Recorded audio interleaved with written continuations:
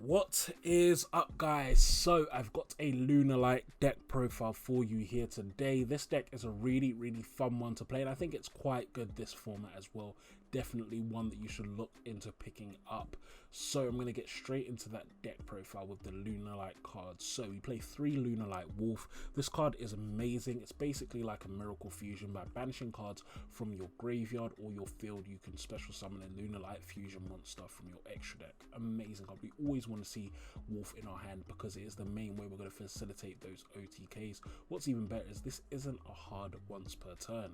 So it means if you have 2 copies, you can potentially fuse twice as long as you dump in your graveyard, and that's really the focus. I want to dump as many of these cards into my graveyard so I can get those fusions off. Moving on, we play 1 Lunalight Blue Cat. So this is really for facilitating OTKs. I'll be honest, it's not amazing, it's hard to get off, but when you do get it off, it does guarantee the OTK quite effectively because all of your Lunalights can do crazy things like attack twice and such, or they just get to really high attack values in the case of Saber. So it's a really good card to have if you can get it off, especially if you get this off with Yugioh. Even a base Lunalight can be hitting about 5,000 attack if you double it with Blue Cat and then double it with Yugioh, which is insane. But yeah, really nice card to have. If it's destroyed, you special summon a Lunalight from deck as well, which is quite nice. But yeah, I definitely like this as a one-off, just so that when I do resolve it, I know I can get game very easily on my opponent. Moving on, we play 3 Kaleido Chicks. So this card, guys, make sure you're never ashing this card. We still remember from the August days. So it's got a couple of effects. The first effect is a soft once per turn. Send a Lunalight monster from your deck or extra deck to the graveyard. This card can be treated as that card's name. And then if it's sent to the graveyard by card effect, you can target a polymerization in your graveyard and add it to your hand. So this is why you don't want to negate this card generally on its effect, because the cost is to send that Lunalight monster. The effect is just to change its name on the field, which usually won't matter because you're going to XYZ or link it off anyway. So it's quite important, guys. Don't negate this card. Don't negate it. You can solemn the summon. That's probably a good idea, but don't negate its effect because you're just going to waste your time. And then now suddenly I've got materials engraved for Wolf to play off of. Then it's got a final effect, which is also really good. So it stuns your opponent during their battle phase. They can't activate cards or effects, which is really nice for guaranteeing that your OTKs go through. We then play 2 Emerald Bird. This is another really good card. However, it's less important than Kaleido. It's probably your second best normal summon. So you can send a Lunalight card from your hand to the graveyard, and if you do, draw a card. And then if it's sent to the graveyard by card effect, you can target a level 4 or lower Lunalight monster that is banished or in the grave and special summon it in defense but negate its effects. So this is another really good normal summon, and its secondary effect is amazing. So a lot of the time this is what I want to fuse with my polymerization, just so that I can get that effect to bring something back and then carry on extending my plays. Really good card. Moving on, we have 2 Yellow Martins. So this is the notorious Yellow Martin bouncing from the graveyard. So if it's in your hand or grave, you can target a Lunalight card you control, bounce it to hand, and then special summon this card, but this will be banished when it leaves the field. If sent to the graveyard by card effect, it searches a Lunalight spell or trap. So this is really good for 2 reasons. Firstly, that effect where it gets sent to where it's banished, if you use that effect to special summon it, one of the really powerful things about that obviously is if you XZ summon after using this, so a lot of the times I'll make a Yugioh with it, for example, it will go straight back to the graveyard, so you can keep using that effect. And then secondly, it also searches your Serenade Dance. So if you use this fusion material and it goes to the graveyard, you can then use that Serenade Dance once it's in your hand to special summon any Lunalight from your deck, which is also a really good effect. So Yellow Mountain, another really strong card. We play 1 Purple Butterfly. This card is great. This is going to be a target for Lunalight fusion for me most of the time, or another target with Kaleido Check. And it basically it has 2 effects. First effect, send this from your hand to the graveyard to give a Lunalight monster you control an extra 1,000 attack, and then you can banish this from the graveyard to special summon a Lunalight from the hand. That's an insane effect. This a lot of the times will be the secondary thing I do with Emerald Bird, because then I can bring that Emerald Bird out by banishing this, get another draw off that. I mean, it just keeps going and going. This deck is so good at churning through resources and just putting so many on the board, which is why it was broken when we were using it with August before. Moving on, we have Lunalight White Rabbit. When this is a normal summon, target a Lunalight in your graveyard, accept a Lunalight White Rabbit and special summon it in defense, and once per turn you can pop a bunch of spell cards. So I actually use this card almost exclusively for the second effect. The first effect is very good, but a lot of the time I'm just not going to get it off. But the second effect, I do really like it. Just as some, I like having in archetypes back row removal, and it's not too hard to get this and another card in the field. And if you do happen to normal summon it because you haven't had access to your Kaleido or your Emerald, then that is obviously gonna usually give you 2 pops, which is good for getting rid of some spells and traps. So yeah, definitely a good card. And then Black Sheep. So this card normally I would play at 3, but I just didn't have the space. But this card has 2 effects which are really, really good. So it can either search a Lunalight monster from the graveyard to the hand or Polymerization from the deck to the hand.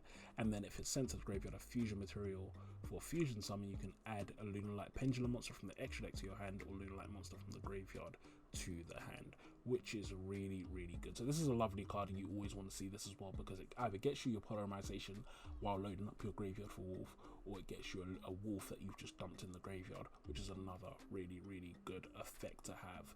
Then moving on, we play 3 Lunalight Perfume. So this is the monster reborn non-once per turn, and then it also searches a Lunalight card to your hand. Amazing card. It's such a shame that it's not a Lunalight card, because there's a space between Luna and Light. I guess that's some really frustrating way of balancing the deck. But yeah, really, really good card. Always want to see this card in your hand as well. I mean, this one really good thing about this deck is that almost every card is good. It's more about seeing 2 or 3 of them, because none of the cards are kind of just like blank spaces that don't do too much. Your Kaleido, your Emerald, your Black Sheep, your Martin, they all are really, really strong cards. So it's just a really good thing about this deck. There's a lot of value. You have your Lunalight Fusion. So this is a bit like Shadow Fusion. I only play one of this for 2 reasons. Firstly, I find it very easy to search. I'm almost always going to resolve, Martin's effect, and so I find it so easy to search that I find it not necessary to play more than 1. And then 2, its effect is good, however it only takes 1 card from your deck or extra deck, not 2 like Shadow Fusion, which makes it just a little bit weak, because it means it's still going to need another card, and so I'd rather just have Poly most of the time. But it's still a really good card to play, and I definitely would recommend playing at least 1, just because it's so easily searchable. And then the last Lunalight card, Lunalight Serenade Dance. So this is a really good card. You never want to set this card. Its set effect is so bad. I don't know what you're meant to really do with that set effect. I guess it's for really slowly facilitating OTKs, but its real thing, the real reason why it's so good, is that you can banish this from the graveyard, send a card from your hand to the graveyard, and then if you do, special summon a Lunalight from your deck, any Lunalight. So that's an amazing effect, tutoring any Lunalight. And what's even better is, for example, if you have something like this in a perfume, you can, and you get this in the graveyard, you can send the perfume, and then the perfume can discard another card to search Lunalight, which is really, really good. So this is another really, really strong card. Let's move on to the other cards. So we play the Cyframe Gamma package, just a really good package, one of the best hand traps this format, and deals with so many different things. You also have quite a few spell traps that are your 1-card starters that people want to negate, and so it's good to have. You activate a Polish Burial Goods. Most people, if they know you're playing Lunalights, will negate that just because of how much value you get. You're serenading your Lunalight Perfumes, really good cards. You want to get them through. Foolish Burial, another one. Lunalight Fusion, another one. So there's just so many cards. Tenki as well. So that's why it's really good to have Gamma in this deck. It's gonna resolve most games, which is why I really like having this card. Play 2 Lightning Storm for dealing with back row and for dealing with front row. Sometimes the 1 Polymerization. I have a lot of ways to get to Polymerization, which is why so far I've been okay with just having 1. I can see an argument for playing 2 or 3, but me personally, I do like having just that 1 copy because it's so easy to access. Play 3 Foolish Burial Goods, as I've said, as a starter. I'm also going to be playing 1 Foolish Burial for a similar reason. You're going to be usually sending an Emerald Bird off this. There's so many different cards that would be great to send off your Foolish Burial. Then we play 3 Forbidden Droplets. So Forbidden Droplet is a really, really good card for this deck.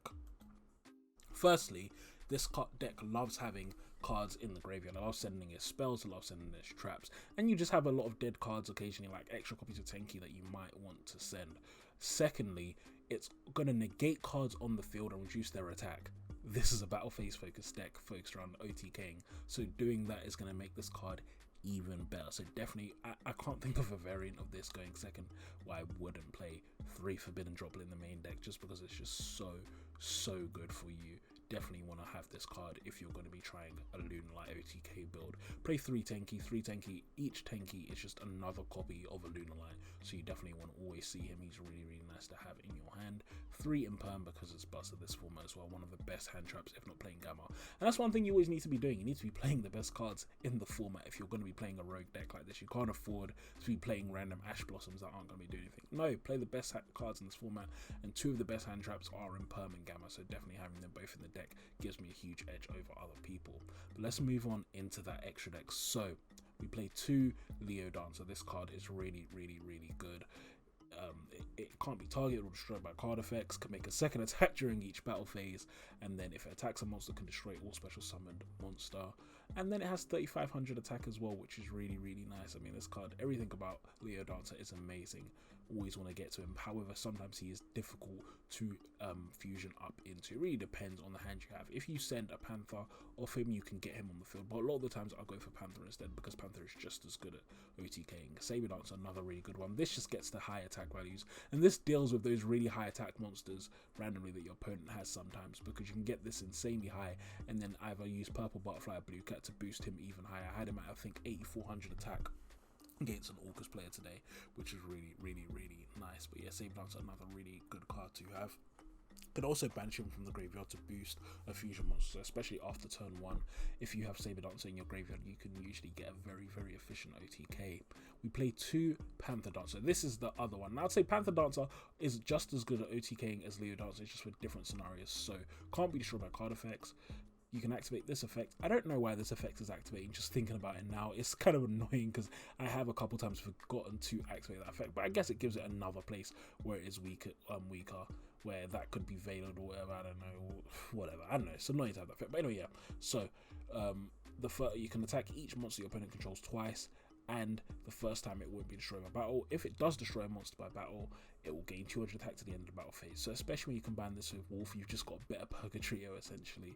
Really, really good at facilitating OTKs, and especially against decks like Salad that like banishing Balinxes and stuff to prevent you destroying. I mean, they can't deal with something like this because you just hit every monster twice and you do 8k damage easily without even destroying their monsters, which is great. So definitely Panther Dancer, a really nice one to have. And then I play 1 Cat Dancer. This is okay. Really, this is just for getting into the Panther Dancer. That's the only reason I really play it. But it does do a bit of damage and can push the game in a similar way. It just requires a higher requirement. Similar effect to Panther Dancer, but it needs a tribute to get that effect off, which is a bit of a shame. Moving on to our non-Lunalight deck. So we play 1 Verte. It's not amazing, but it is okay to play in this deck. You will occasionally link your Gamma materials into that, for example, to get a free Lunalight fusion if you really think you can just push through their board. A Phoenix and Nightmare because they're easy to make and they do bits for you.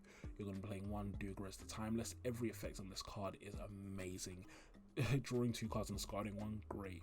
A special summon a monster from the graveyard, great. Double the attack, great. So everything about this card is great, and it really, really makes it easy to OTK. We play Nova, Elder Entity, Natis, and Bastard, all for the Macabre, all for the purposes of sending off Maximus when we're going first, or if your opponent tries to do it to you, you can send these to get a free negate or a pop or whatever, which is really, really good. And we play 1 Frame Load Omega because you do make your Gamma and your Driver very, very often in this deck, so he's quite easy to go into, and his effect is nice because you can actually recycle your Perfumes and your Serenade Dancers back into your graveyard because he just specifies card, he does not specify banished monster, which is really, really nice.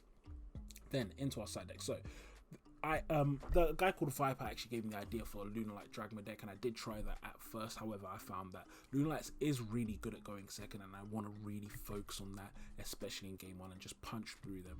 But games 2 and 3 is very nice, and if they force you to go first, siding in that Dragma package is really, really good, especially because you can send your Lunalights to graveyard, wall your opponent, because Dragma is really good at creating a wall your opponent can't break through, and then from there next turn you can just OTKs because you've already got Panthers and stuff in the graveyard, which is really, really good. So yeah, I do like having this big Dragma package, and again, this is a going second deck. Most of my board breaking cards are in my main deck anyway, so I've got so much free space in my side deck, so I really do like having this package here, which is really good.